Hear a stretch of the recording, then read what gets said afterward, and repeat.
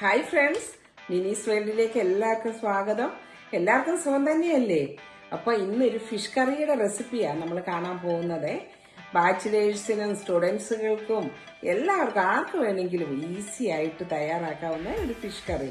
അത് ഞാൻ ഇംഗ്ലീഷ് മാക്കറിൽ വെച്ചാണ് ഉണ്ടാക്കുന്നത്. ഇവിടെ UK കിട്ടുന്ന ഒരു അയല, നാട്ടിലെ നാടൻ അയലയല്ല, ഒരു ഡിഫറെൻ്റ്, പക്ഷെ എന്നാലും നല്ല ടേസ്റ്റാണ് കേട്ടോ. അത് വെച്ച് കറി വെച്ചാൽ നമുക്കപ്പോൾ റെസിപ്പിയിലേക്ക് പോയേക്കാം. വായോ. ഇത് നമ്മൾ ടേസ്റ്റി ആയിട്ടുള്ള ബാച്ചിലേഴ്സിന് വേണ്ടിയുള്ള ഒരു ഫിഷ് കറിയുടെ റെസിപ്പിയാണ് കാണിക്കുന്നത്. അയല വെച്ചാണ് ഇന്ന് നമ്മൾ കറി ഉണ്ടാക്കുന്നത്. അതിനുവേണ്ടി ഒരു പാത്രം ചൂടായപ്പോൾ അതിലേക്ക് നമ്മൾ ആദ്യം ഇഞ്ചിയും വെളുത്തുള്ളിയും കൂടാണ് ആദ്യം വഴറ്റാനിട്ട് കൊടുക്കുന്നത്. അത് നമ്മൾ കേരള സ്റ്റൈലിൽ ഒതന്റിക് രീതിയിൽ നമ്മൾ വെക്കുകയാണെങ്കിൽ ആദ്യം കുറച്ച് ഉലുവായൊക്കെ മുഴുവനോടുള്ള ഉലുവായൊക്കെ ഇട്ട് കൊടുക്കുക. ഇത് അതിൻ്റെ ആവശ്യമൊന്നുമില്ല, ഈസി ആയിട്ട് വെക്കുന്നതല്ലേ. അപ്പം നമ്മൾ ഇഞ്ചിയും വെളുത്തുള്ളിയും അത് എങ്ങനെ അരിഞ്ഞാലും കുഴപ്പമില്ല, ചെറുതായിട്ട് അരിയണമെന്നേ ഉള്ളൂ. ഒരു ചെറിയ കഷ്ണം ഇഞ്ചിയും അത് ഒരു 5-8 അല്ലി വെളുത്തുള്ളിയും കൂടെ ഒന്ന്, ഞാനിപ്പോൾ ഇത് നീളത്തിലാണ് അരിഞ്ഞേക്കുന്നത്. ഇതൊന്ന് പാതി വഴന്ന് കഴിയുമ്പോൾ ഇതിലേക്ക് 2 പച്ചമുളക് നടുവേ കട്ട് ചെയ്തത് അതും കൂടി ഇട്ട് കൊടുത്തു. അത് ഒന്ന് പച്ചമണം മാറി കഴിയുമ്പോൾ നമുക്ക് ബാക്കി പൊടികളൊക്കെ ചേർത്ത് കൊടുക്കാം. ഇപ്പം ഞാൻ അയലയാണ് ഇത് കറി ഉണ്ടാക്കുന്നത്. അയല 1 കിലോ അയലയാണ്. അത് ഇവിടെ ഇത് ഇംഗ്ലീഷ് മാക്കറിലാണ്. ഇത് നാട്ടിലെ അയലയല്ല, ഇവിടെ UK കിട്ടുന്ന ഒരു ഡിഫറെൻ്റ് അയലയുണ്ട്. ഇംഗ്ലീഷ് മാക്കറിൽ നിന്ന് അതിന് പറയുന്നത്. ഇനി നമുക്ക് കറിവേപ്പില ഇട്ട് കൊടുക്കാം. നാട്ടിൽ നിന്ന് കൊണ്ടുവന്ന കറിവേപ്പില തീരാറായി. അതൊന്ന് ചെറുതായിട്ട് കളറൊക്കെ മാറി തുടങ്ങി. എന്നാലും ഇനിയും കുറേ കൂടെ എനിക്ക് ഇരിപ്പുണ്ട്.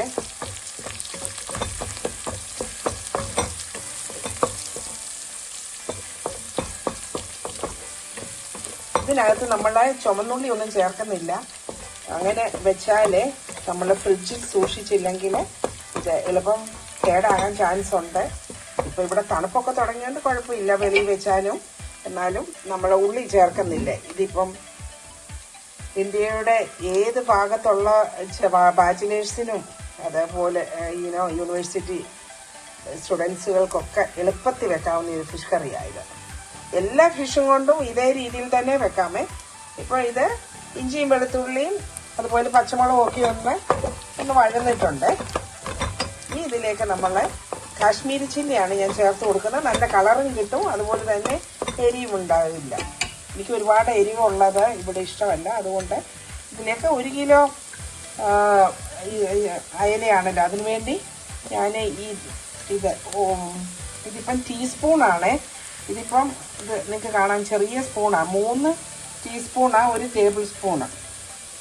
അപ്പം ഇപ്പം 3 ടീസ്പൂൺ ഇട്ട് കഴിഞ്ഞപ്പോൾ 1 ടേബിൾ മസാലയുടെയൊക്കെ ഒന്ന് പച്ചമണം മാറിക്കഴിഞ്ഞപ്പോൾ ഞാൻ 2 നല്ല വലിപ്പമുള്ള ടൊമാറ്റോയാണ്.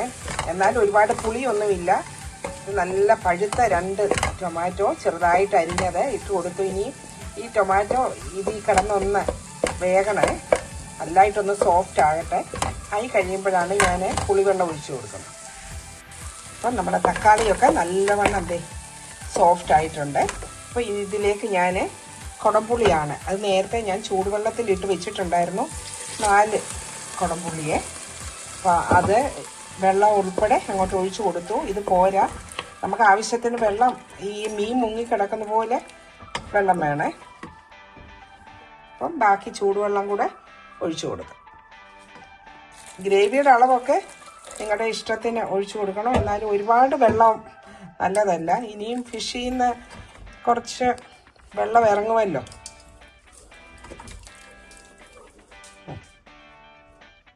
ഇനി നമ്മൾ ആവശ്യത്തിനുള്ള ഉപ്പ് ചേർത്ത് കൊടുക്കണം. അപ്പം ഞാൻ 1 ടീസ്പൂണാണ് ഇട്ട് കൊടുക്കുന്നത്. പിന്നെ ഇനി ഇത് തിളച്ച് കഴിയുമ്പോൾ നമുക്കൊന്നുകൂടെ നോക്കിയിട്ട് വേണമെങ്കിൽ ചേർത്ത് കൊടുക്കാം.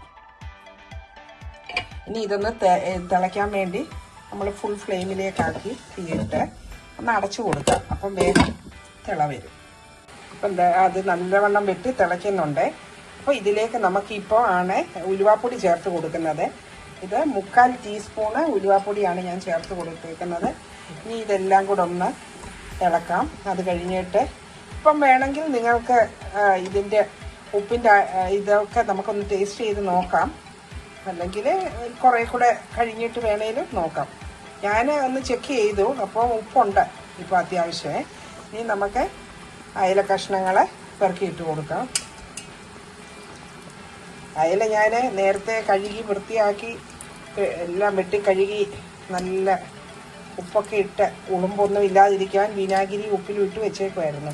ഇത് കണ്ടോ, അയല ഇങ്ങനെ നമ്മൾ ചൂട് ഗ്രേവിയിലോട്ട് ഇടുമ്പോഴേ അതിൻ്റെ കഷ്ണങ്ങൾ എണീറ്റ് പോകും. അത് പോകാതിരിക്കണം ഇങ്ങനെ ഇച്ചിരി നേരം നമ്മൾ ഇത് തവി വെച്ചൊന്ന് പിടിച്ചോണ്ടിരിക്കണേ.